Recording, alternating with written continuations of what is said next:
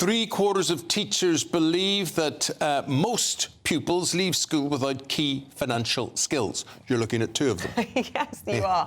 And the reason? Well, other subjects take priority over financial education. Actually, this is something that the Prime Minister has said that he really wants to try and sort No, he out. doesn't. He's only of it. obsessed with maths. Well, that's financial education. No, it's not. It's not. Okay. It's figures. Okay. He's a nerd on maths. That's what he talks about. What we're talking about is compound interest. We're talking about when to invest in ISAs, how to take out a mortgage, all that sort of thing. Are we preparing children for the real world? Joining us, Chris McGovern. Chris is a former head teacher and he's chairman of the Campaign for Real Education, who thinks schools aren't doing enough. And Joanna Reeves, a former teacher who thinks teachers are already under pressure with the current curriculum. So, Joanna, just change the current curriculum. Well, you know, financial literacy already is in the national curriculum. It's under citizenship and it's compulsory for all pupils aged 11 to 16. So it's there already. The national curriculum is, of course, a very well-considered, well-thought-out document, and it's actually delivered by teachers incredibly successfully. There's just so much that we expect teachers to cover, and financial literacy, of course, is important, but there are so many things, and teachers do such a good job. Well, do you know what I'd say to you? I'm just going to say this before I bring in Chris. Of all the things I've learnt in school and applied in real life, the thing I needed most and never got was financial skills. Isabel, would you like to contribute? Well, no, but that? what you did get was a really good knowledge of Greek mythology. Yes. You can do all the gods. Yeah. And, you know, how well has that served you in your career? Well, actually, it has served me quite well. I do have to say I'm quite... But there are subjects that I look at and think, what's the point? What's the point of me learning chemistry, learning physics, learning biology? I didn't really see the point of those sort of things because I wasn't going to apply them.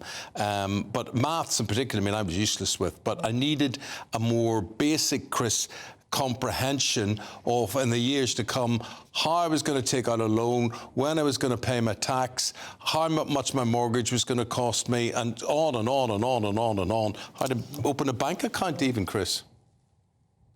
Undoubtedly, there's a problem here.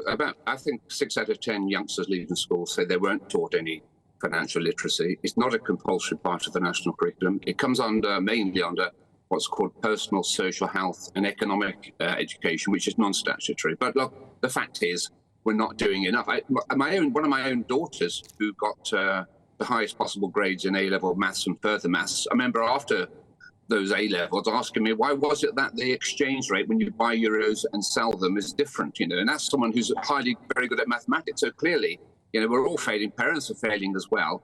And there is a real problem in preparing children for the real world. I'm all in favour of Greek mythology, by the way. That's an important part of life as well in education. But we've got to equip kids to do jobs and to live in the real world. A lot of them are financially illiterate. And actually, you might look at the government with regard to that. Well, that's a whole other debate. But Joanna, I'm interested in this because is there a danger? I mean, I hear what you're saying. Teachers have enough to do and the curriculum does touch on this. But is there a danger we are sending children out into the world and they are finding themselves making terrible life decisions? They're already coming out with debt if they're going to university.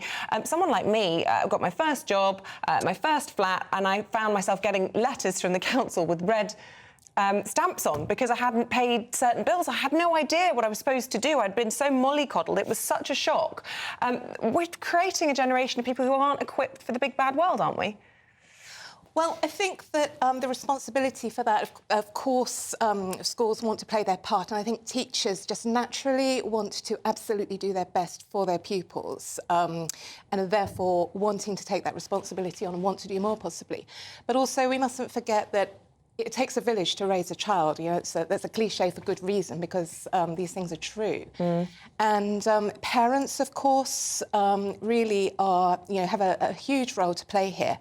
And I think we mustn't underestimate that parents always want for their children the best possible that they can give them, even if it's something that they don't have themselves. So perhaps they feel they don't have the skills to teach their children about the real intricacies of modern financial management. But, you know, there's the internet out there. People can go and find these things out. And I think there's a danger of expecting schools to do everything for children. Come on, never mind doing it. There's lots of things they don't have to do.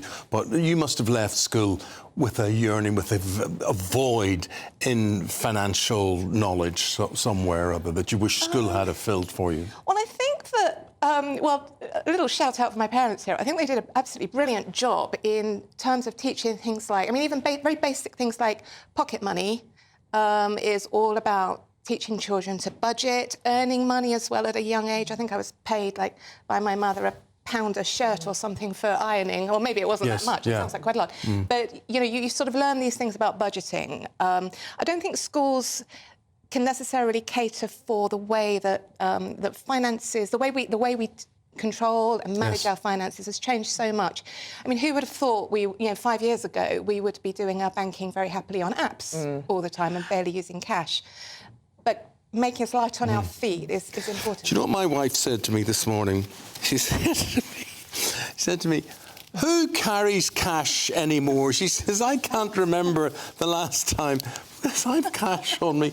Am I the only person who has cash on me? I've been on holiday in a foreign country for a week and I didn't see a single piece of currency whilst I was away. I didn't touch a single euro. Not a single euro. Well, there we go. Shocking, isn't it? Guys, I wish we had longer. We'll see you again Thanks, soon, Chris. no doubt. Thanks both very much indeed, Thank you very much indeed, and Joanna. Joanna. Thank you very much indeed. Paul Cope, The Sport, next.